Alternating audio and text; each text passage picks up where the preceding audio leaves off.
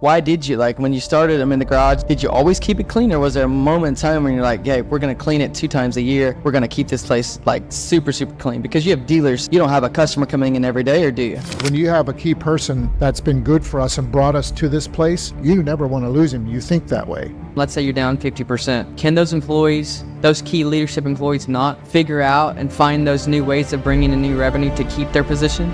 It's disappointing because you want them to grow with you. If you can keep growing. Why choose 50, 100 million? I mean, you got, 32,000 trailers on the road today? What makes a guy say, I'm going to be the number one, versus just saying, I can do 10 million and be average? Yeah, because he made a comment. And still, 10 million is a lot of money. Because he made a comment. He said, if you tell me I can't do it, then I'm going to be like, nah, it's possible. So what makes a guy go from 2008 from the garage, up from the ashes, from nothing, and says, I'm going to grow it 50, 100 million, be one of the top teardrop campers in America, in the world?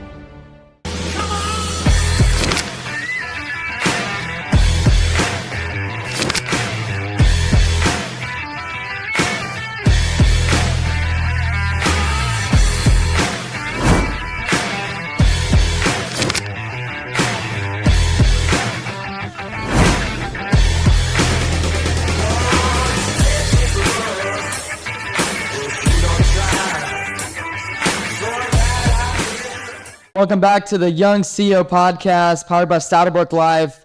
Today I got a special guest, a mentor, a life coach, a special guest all the way from Ohio, Joe Mullet. And then we got Kolton, CEO of Saddlebrook. Joe, tell the crowd a little bit who you are and how you've gotten to where you're at now.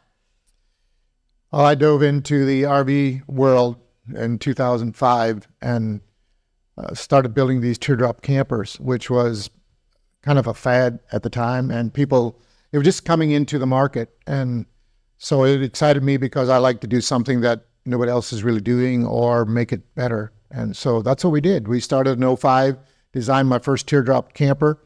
And from there, we went through some really rocky times through 08 when we lost everything.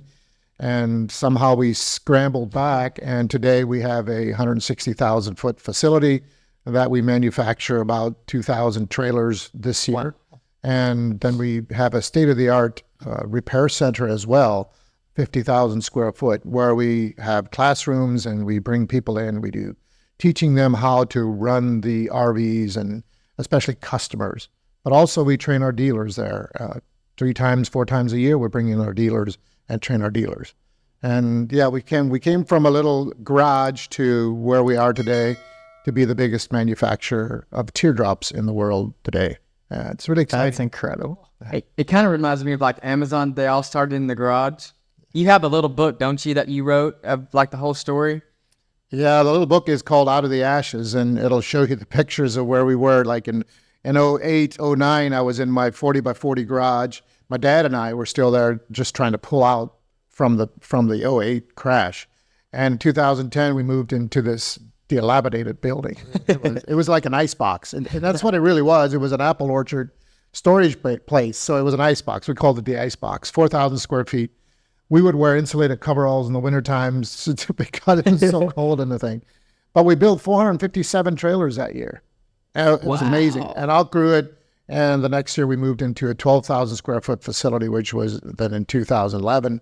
And then in 2015, we had built 60,000 square foot facility, state-of-the-art building, where we moved into that, and we were up to 3,300 units by 2020.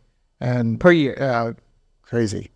Is it 3,300 per year? Per year, that was per year. Oh my goodness. And it was up to we were at the 2025. We grew like 100% every year for about 5 years in a row. All we did is try to fill orders because we had designed this trailer, this tab trailer. We had bought it from Dutchman RV and we redesigned it and made it so much better, took all the wood out and put all aluminum in. And today we have, it's an amazing trailer. We found things that have just made that trailer unbelievable. And yeah, we're not going to be apologetic about the price because it's probably one of the best trailers out there. Mm-hmm. No, I've actually stayed in one when I was out there, but the thing that I like the most is just the story of where you guys come from. Now Jesse, your son, runs it. Talk to him on a fairly good basis, and just to see their facility, the standards that you guys have. Yeah. You can walk out back and it's like, it's Clean. You can cook an egg on the floor versus my facility. No, Not yet. not yet. Yeah. And that's the standard that me and Kyler, when we talk about standards, we always refer to New Camp. Yeah. Why? They're state of the art on everything they do. It's, we before we started, we were talking about twice a year, you take a bucket of soap by hand and clean everything from the floor to the top rafters. Yep. Why? Tell the why do you do that? Well, one of the reasons we do that is to make sure it stays clean. We do have woodworking in there, which creates some dust, very little, because we have 5 CNC routers, edge banders routers, and all that. So you're cutting a lot of wood, and we just want to make sure it's a healthy place. It's not just cleaning, but it does create a healthy atmosphere. You don't have a lot of particles floating around in the air. That's the big thing. And you come in after it's cleaned and you think you are like you woke up in your house because you can smell it. It smells like somebody used soap and water, and it's exactly what they did. And to come back to that environment after a break, like the middle of the summer and after Christmas break, you come back and you smell that in the production facility. And it's Incredible. it's incredible. It creates a mood in each person that's working there. Wow, this is a great place to work. Yeah. And then you bring people in shortly after that, and they'll come in and they'll just look around. Like they'll be smelling, this smells like a clean, and then, well, it is a clean place. It's supposed to be. And we're really adamant with that. That was part of my thing, that when I started, it has to be clean. And most of our facilities, the concrete wasn't good enough to have a nice, clean facility, and it just drove me nuts. And my son is worse than I am yet with that. So Yeah. So like, why did you, like, when you started them in the garage, did you always keep the garage clean? Do you always keep, like, did you always keep it clean, or was there a moment in time when you're like, yeah, we're going to clean it 2 times a year. We're going to keep this place like super, super clean, because you have dealers. So you don't have a customer coming in every day, or do you? most days I would say 3 days out of the week, we have people coming touring. Yeah. Just doing tours. Yeah, it probably varies a little bit. It's like in the wintertime, but the summertime, almost all the time. Almost every day there's somebody there. A lot of school groups come through there, so you have kids running through there, and so we have to make sure everything's safe and clean, and nobody stumbles over things and things like that. So no, we weren't always that clean as we are now, but our facilities weren't state-of-the-art facilities either. Yeah. When you're in the garage, it's just dirty. It is what it is. You have Yeah. corners that weren't nice. It would have looked a lot more like your shop at one time, but we would always clean, but not the way we do now.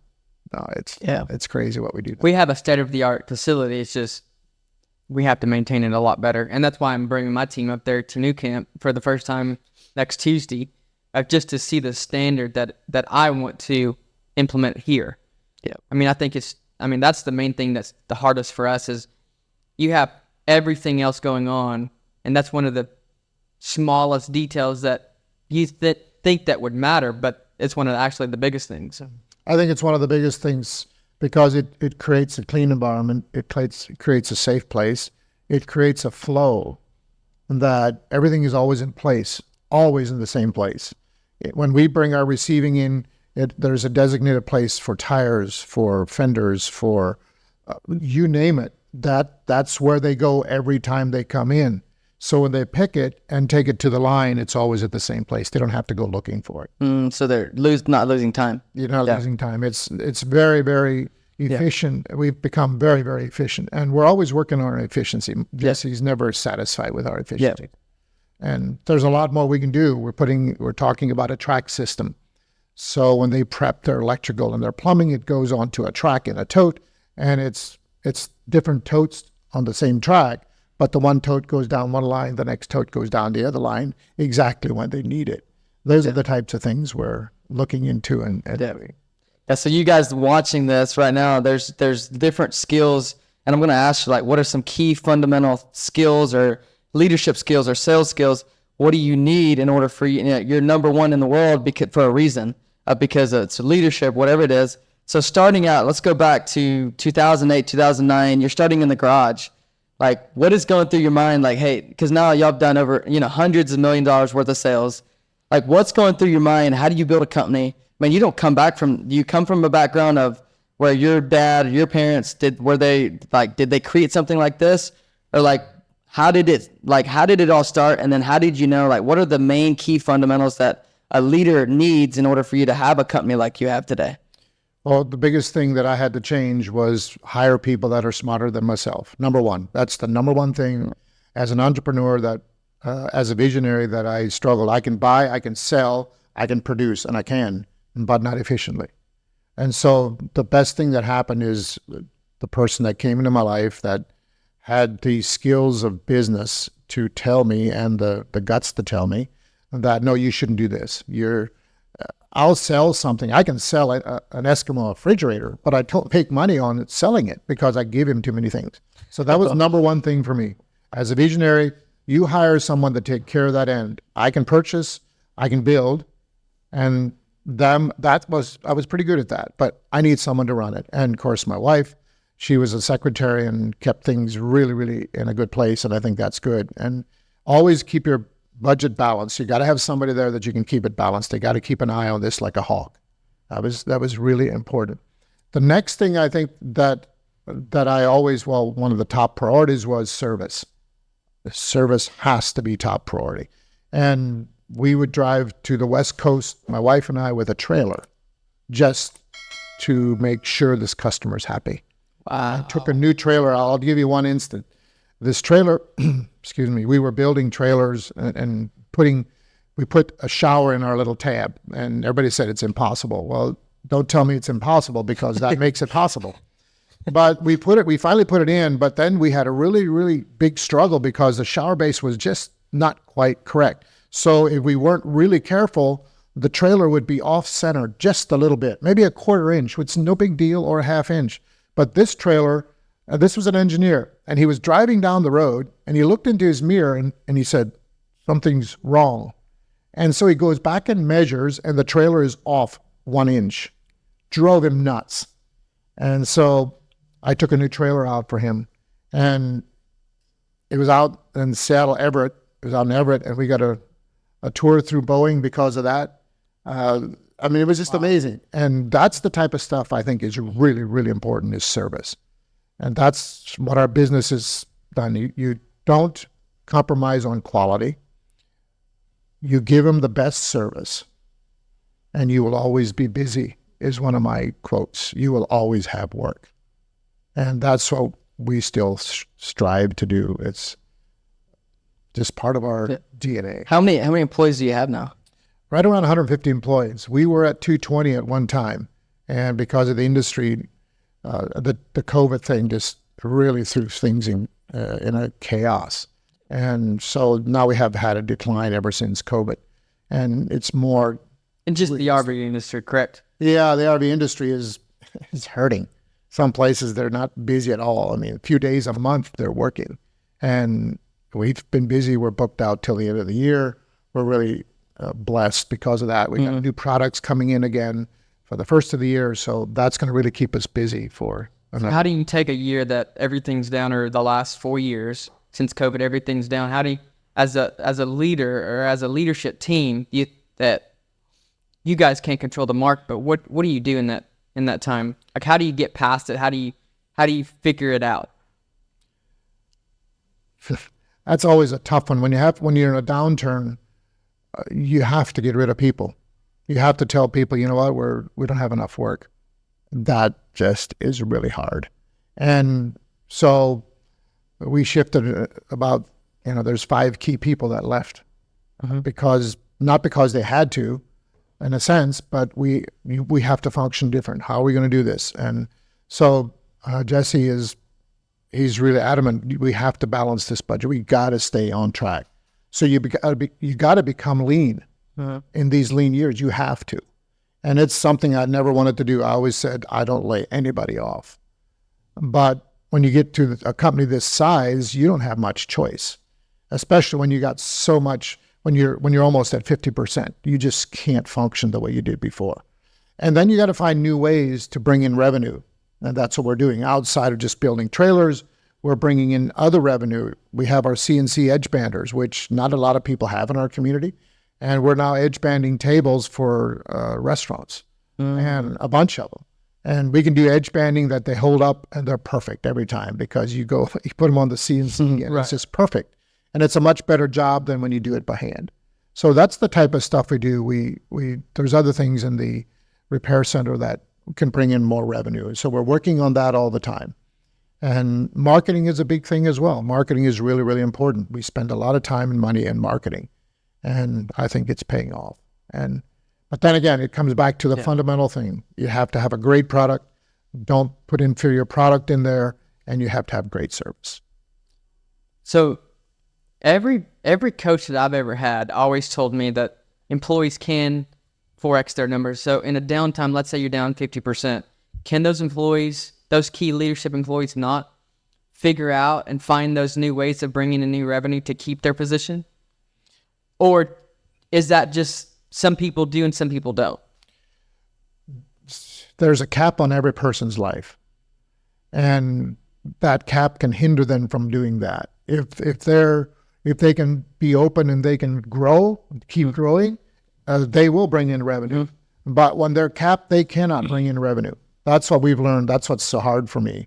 Because when you have a key person that's been good for us and brought us to this place, you never want to lose him. You think that way. But for the sake of that person, for the sake of the company, he probably has to move on to something that he can do better because he's been capped out. And that's what we found. I cap out.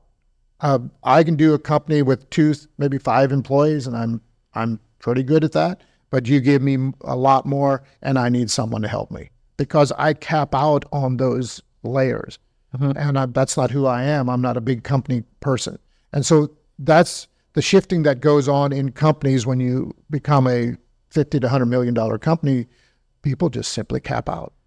And it's disappointing because you want them to grow with you if you can keep growing. And your growth, my growth is if I see myself where I cap out and I put someone else in my place that isn't capped out. So it's what is John Maxwell's book, Law of the Lid. And that law it's just the truth. Yeah. So what happens if the leader caps out?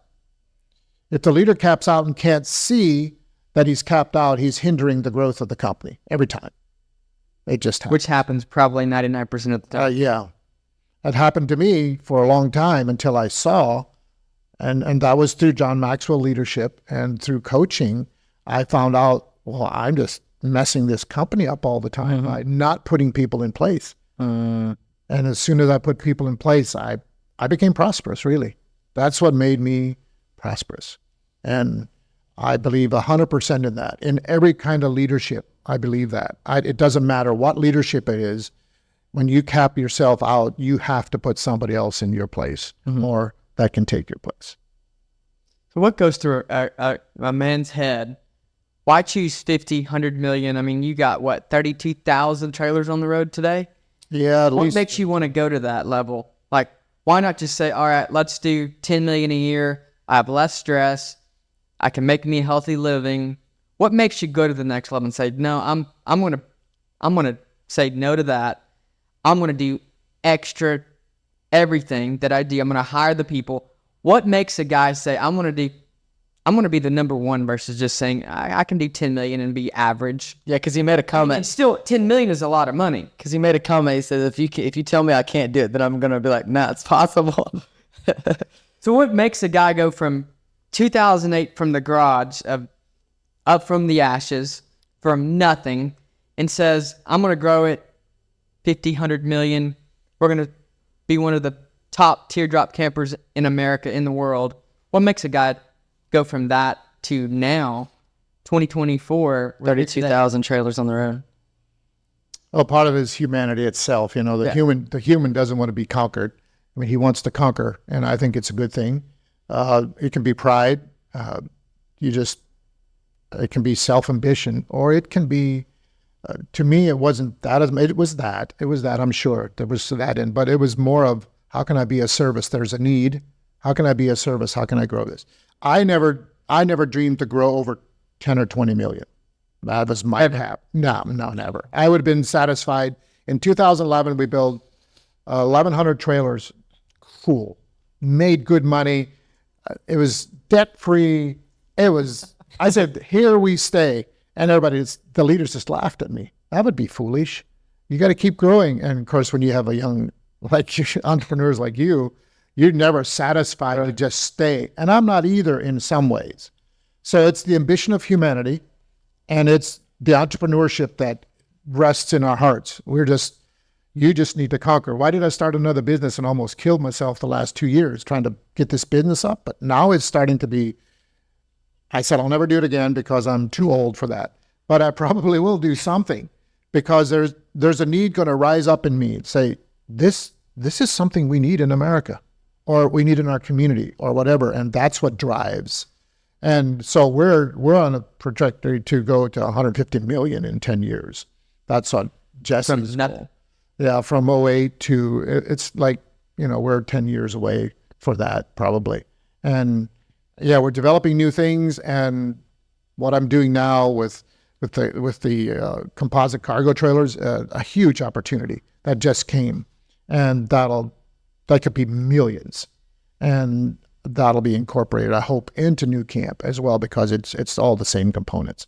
So those are the things that you just keep reaching out. You diversify, and you just, and I always say this: we have 3 brains.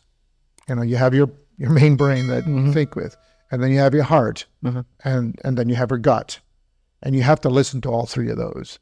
And that's some of the things over the years. When I didn't, we got in trouble.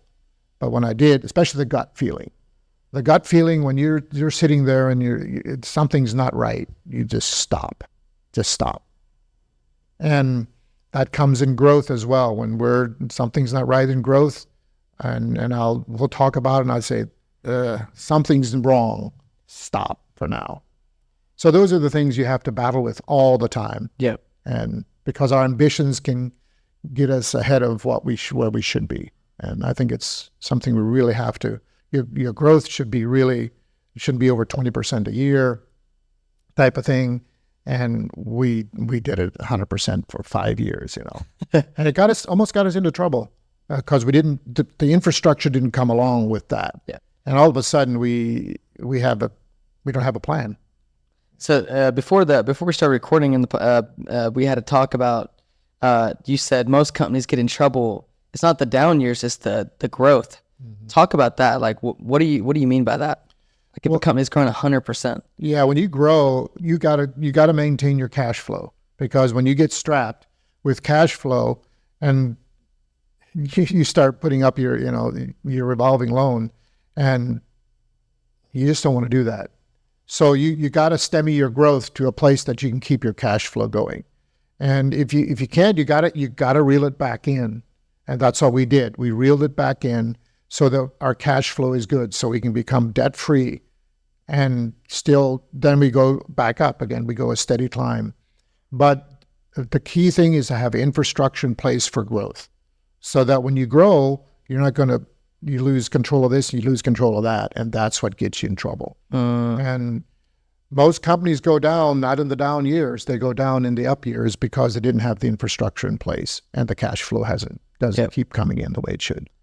There was a company called in California. They did tiny homes, and they started 3 years ago, and this would have been their 4th year.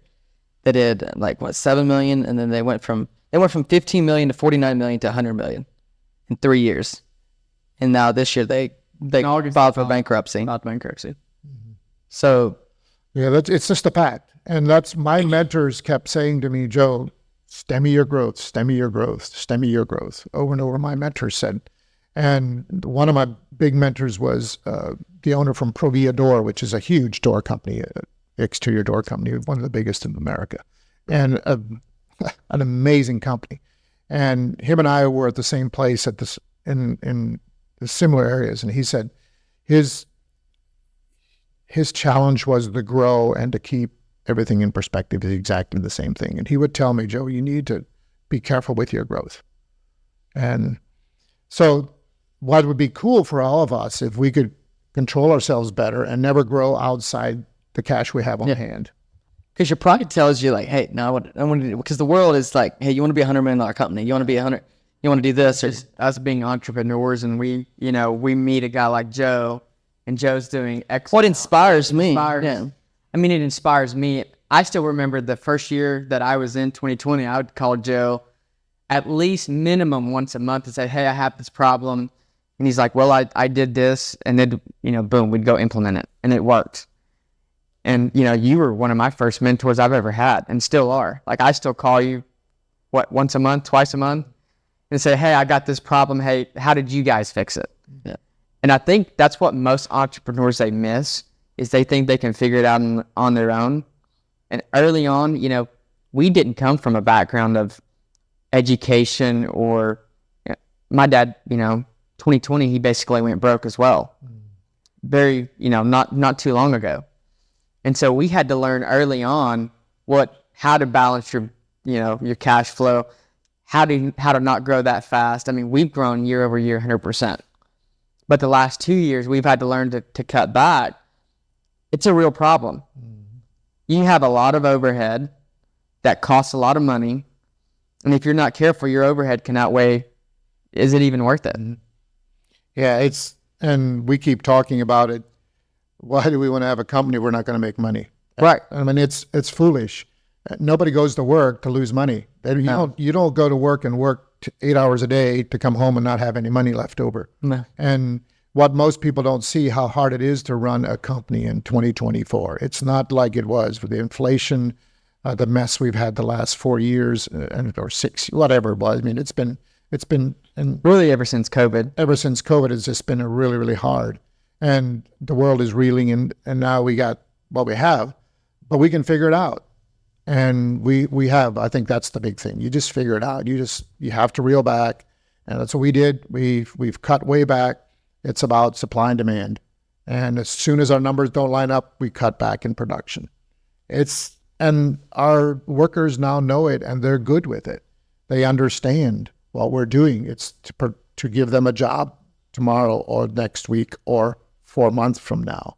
But you have to reel back now so you can go back and we just go, that's the numbers. If our sales go up, we go up tomorrow. We increase production again. And we can increase production with the same amount of employees. It's what's crazy. Yeah. You become efficient. You can have less employees and the same amount of production. Right now we have a lot less employees with the same amount of production. And we made shifts in how we do our production, and it's crazy. Down to the minute. So who figured that out? How to be more efficient? Well, Jesse is a lot of that, but we have Jake Hirschberger, which is our manager out on the floor. He is really, really, really good. He knows, he worked the line for himself for quite a few years, and he knows exactly what to do and how to do it and how to make these places and how to become efficient. And of course, I look into it and I say, why don't we do this? I'm a plumbing specialist. So I go in and I look at what they do and I say, why do you have all these fittings in here? Look at the time you can save by doing 4 less fittings. And you got to crimp these fittings. And you got to put them together. So you make it more efficient, and you look at those things all the time. How can it's not cutting corners, it's just becoming more efficient. That's a huge thing for us. Yeah.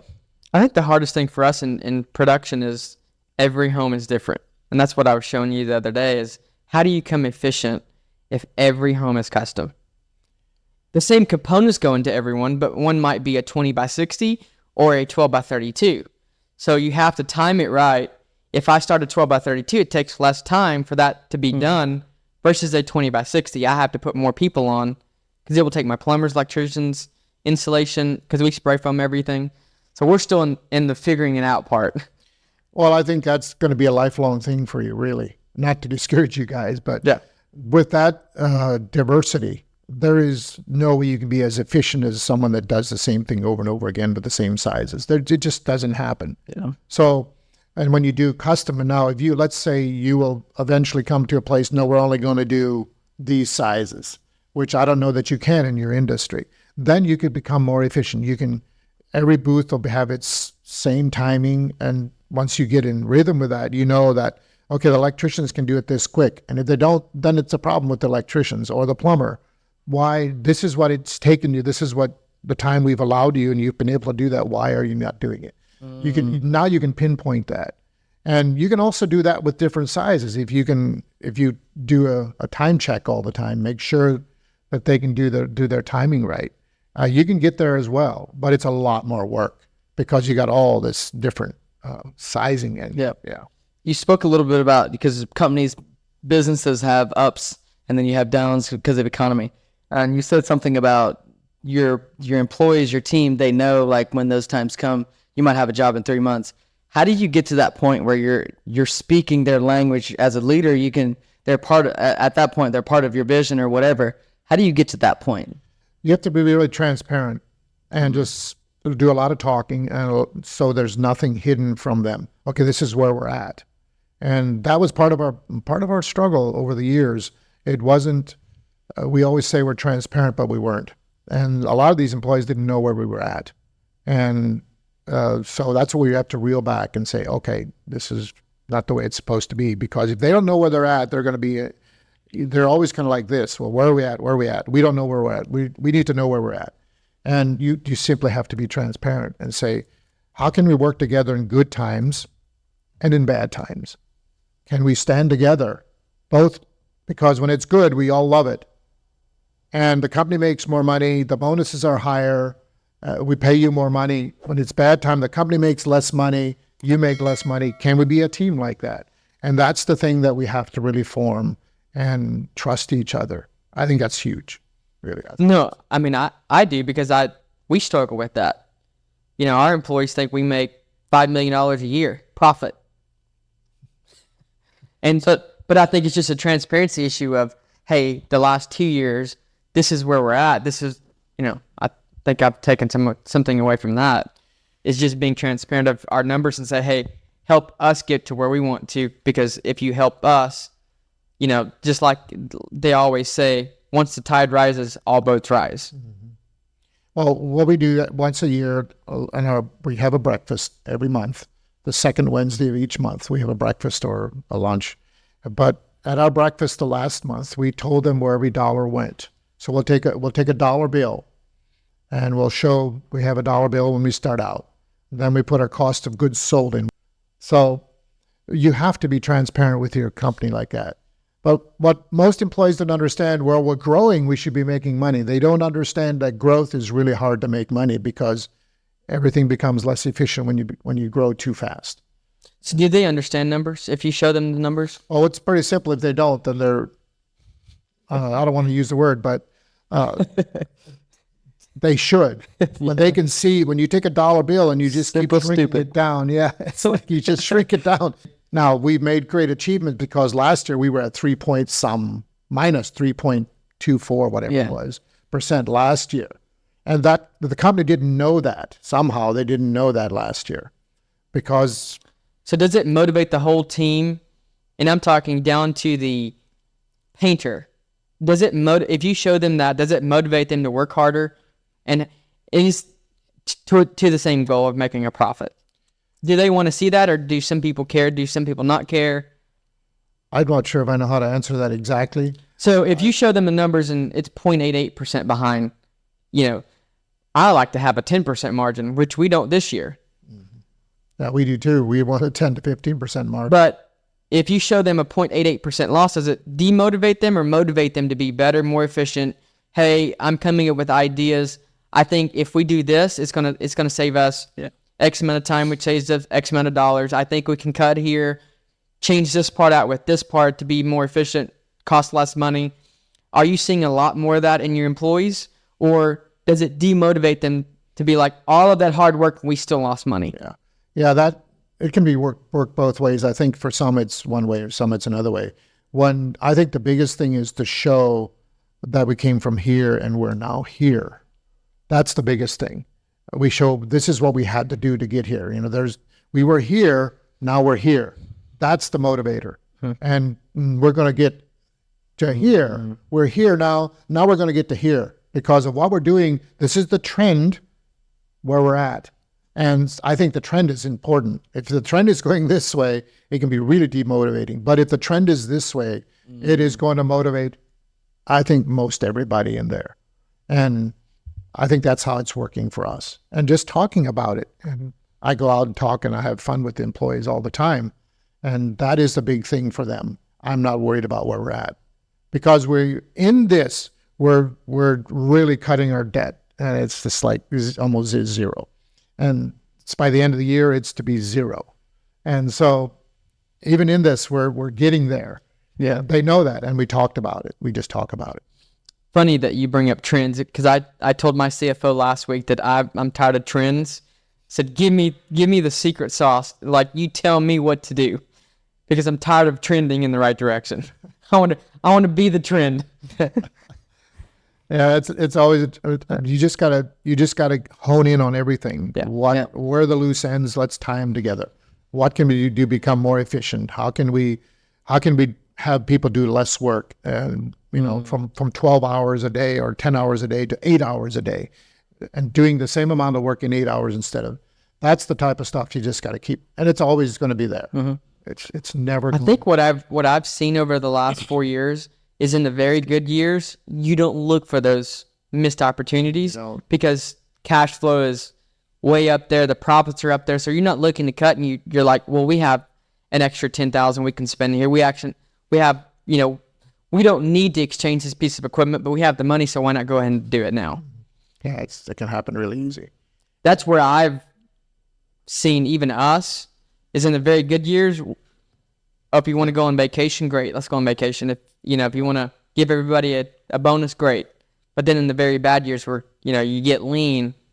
So talk about how do you stay consistent in a good year versus in a bad year, to where then if you have a bad year, you're automatically set. Well, what does Dave Ramsey say we should do? We should have a 3-month savings Emergency fund. Yeah, an emergency fund. And I think that's the same thing in business. When you have a good year, here's the tendency that I always had. At a good year, I'm making a lot of money. Okay, how can I save on taxes? Yeah, exactly. So you go buy equipment, which it's okay in one sense if you need it to become more efficient. But what can happen if next year becomes bad? Now you lost your cash flow. Mm-hmm, and exactly. If I could have $5 million in the bank instead of going and spending all that money, now next year when it becomes lean, you got the $5 million cushion there for the saving of your company, and you don't have to scramble that year when it's down. I think that's really important. I just feel like the world, like it speaks to, like, hey, you gotta to save a dollar or whatever, you gotta spend it, go buy some equipment so you don't have to pay taxes, and then you don't even have to save 10 cents. Right, you don't even need that piece of equipment. But it's just teach that way. Before we end the podcast, I had because 2008, now we're 2000 and about going into 2025, which is crazy. It's already 5 years since COVID. But talk about, okay, you started, and I think a lot of business owners, entrepreneurs miss this. What's inside of the leader's head? How do you get that out and say, do you create the SOPs, or do you have new people that come in and say, hey, we're going to do it this way? How did that shift go from you starting everything? You had the information. You can sell snow to an Eskimo. You have all the process inside of your head. Did you have to write all those processes down, or did you just have good people that came in that help you create those processes? We had good people come in to create the processes. We really had to. And 17, we started there was a big shift in our company in 17, so we brought people in, and processes had to be written. And I couldn't write the process. I didn't know how. Really, I'm not smart enough for that. But I bring people in, and we started doing the processes. We brought EOS in, which is an operating system that really helped us, and put the processes in place. And yeah, we have people doing processes all the time. That's all they do, is make sure everything's in place all the time, because we have the system now, all the inventory, everything is in the system. And it's so smooth, it's automatic, it's becoming paperless. And yeah, Jesse's adamant about, we got to get rid of paper. We're just spending this time and money on paper when we can have everything on in the system, and it's all stored in the system, and it becomes so much more efficient. But we had to bring people in for that. We really did. So where do you keep those systems? And then if a new let's say you bring in new people, is that system all to where they have a training platform? Yes, it's all there. Yeah, it's our IT personnel keeps that all in a place. It's stored in the computer bank. It's stored there. And yeah, new people come in, they have to learn the system. They have to go through the training of the system. Or we bring people in that know the system that we're using, and they can step in there fairly easy and take that system. But I think hiring the right people to do that thing is really important when you have growth. And for us, we should have probably done that 5 years before, have that system in place, and then our growth would have been really smooth. So how were you operating before that? Kind of from the hip. Oh, really? It's just How most businesses do. well, all we did was take orders. We didn't even have to. I mean, our marketing was minimal because we had such a popular trailer, and we had 2 salespeople. All they were doing is writing up orders. They barely had to call anybody. They would call us all the time. We need trailers. We need trailers. We need trailers. We need trailers. And Oh my goodness. And then all of a sudden, you have 10 other people trying to build teardrop trailers, and now the market is starting to be flooded. And so it shifted. Everything shifted. And we weren't quite ready for that. So you had to become more efficient. Yeah. So how did you, if you didn't have a system, how did you train the people to come in and help you build? Well, there was people that understood the systems, how to do that, the processes as well. There were people, they were trained in that. We brought them, trained people in, and that's what got us to the next level. So at what point in business is it 25 million? Is it 10 million? When do you need those processes? I think you need the processes in place when you start. But you just don't know. Well, you don't know, but I think putting a process in place, at least some things in place that you can't do this unless you do this. And those are the type of processes you have to put in place. And I think the quicker you do that, the less chaos you got down the road. But yeah, it's finding the right system. We had this elephant of a system that just simply didn't work. And I mean, we worked on this thing for 5 years, and finally we had to ditch it. I mean, after thousands of hours, the system did not work. And so we had to bring a new system in. And now it's just fluid. Wow. And I think that's important. And it's what every company has to do. They have to find that system that works best for them.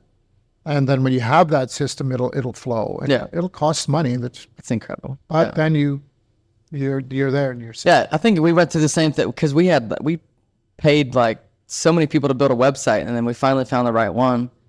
And I mean, it's just At the back end of your customer support service, all of that. Yeah.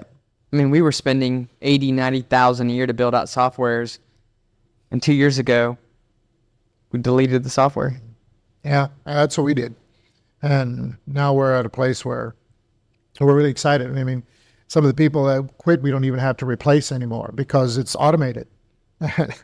And That's incredible. yeah, it is. Wow. It is. It's becoming efficient in every level of your company is really, really what you have to be gauging all the time. Yeah. At this level. Yeah. No, I love that because I think people miss that of creating systems because a lot of times, like I know things that my team doesn't know. So how do we get those out on processes and, upsells and how to do this? And hey, you need to do this because I've already done it 10 times. And I know if you do this, then this is going to happen.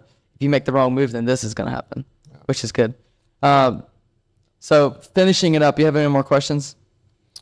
The only last question I would have is for you to kind of be motivational to all of the entrepreneurs out there that either want to start, have started, or they might be going through a crisis right now. How do you have your mindset if you're down 3 years in a row?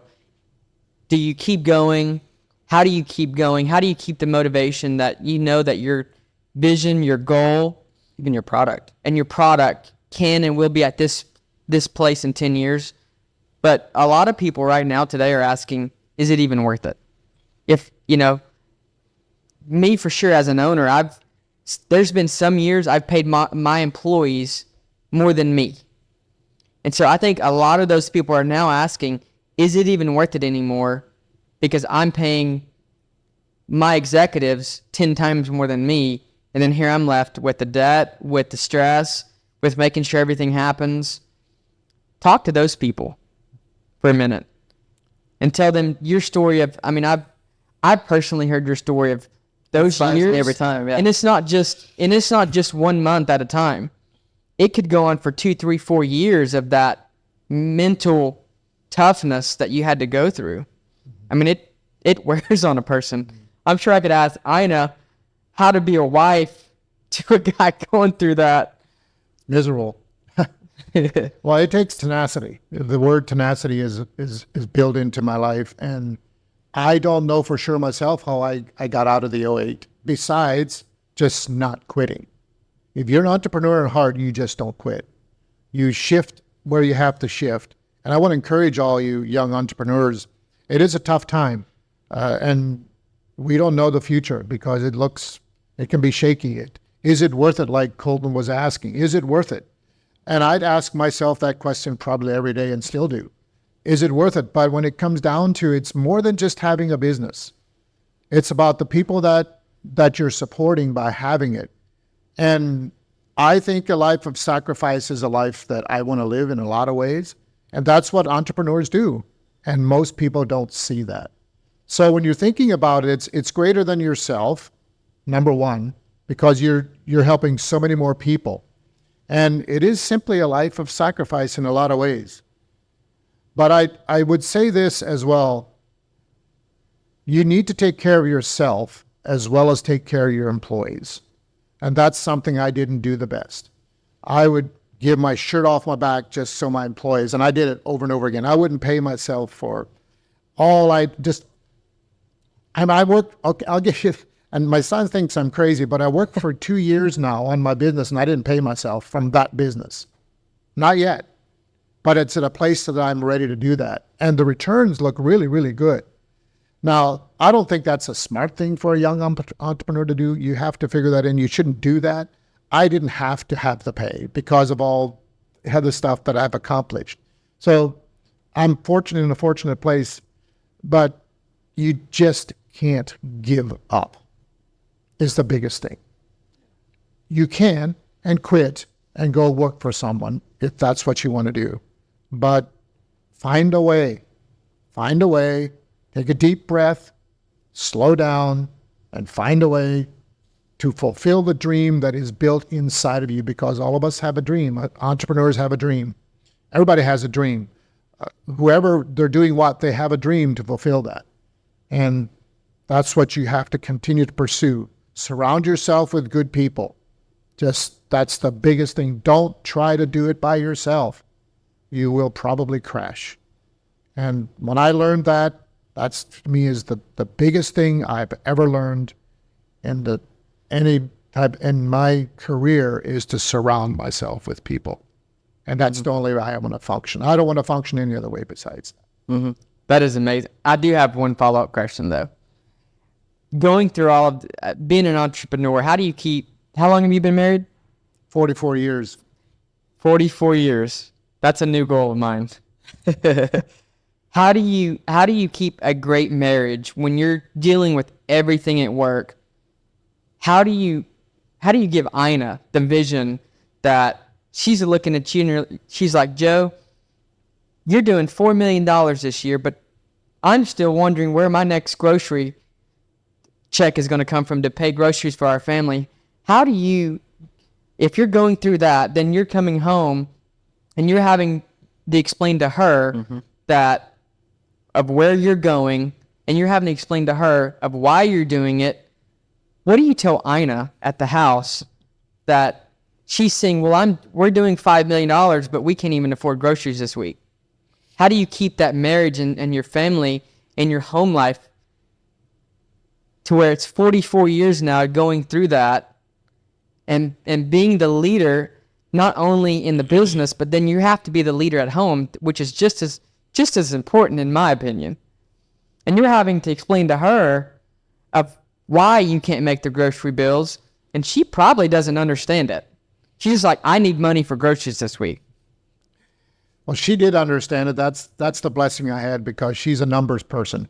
So she would keep reminding me a lot, and that's the reason we're here, really.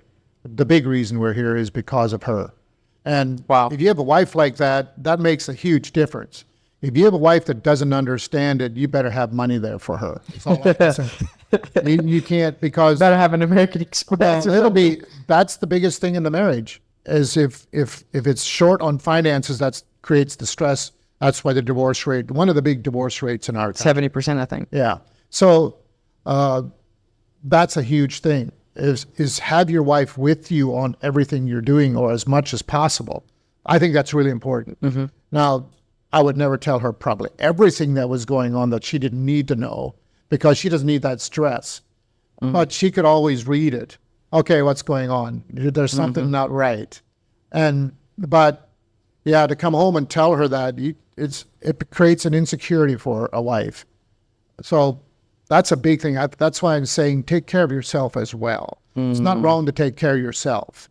I think that's where I've missed the boat many times, not taking care of myself and my family, even because of my heart of grace and mercy that I wanted to extend to. And I think I was out of line in that, really, because you need to take care of your wife and children. Wow. I got goosebumps all that, just because it's one of my goals as well. So we're going to end the podcast, guys. If this was helpful, if you're an entrepreneur, a new business owner, you're looking to go from 0 to $1 million, 0 to 5 million, 0 to 10 million, hope this inspires you to go out there, change the world, because you can't change the world playing small. Play it at your level. Surround yourselves with the right people. Surround yourself with mentors, coaches, and don't do it by yourself. So, guys, see you on the next. God, I'm still counting my blessings.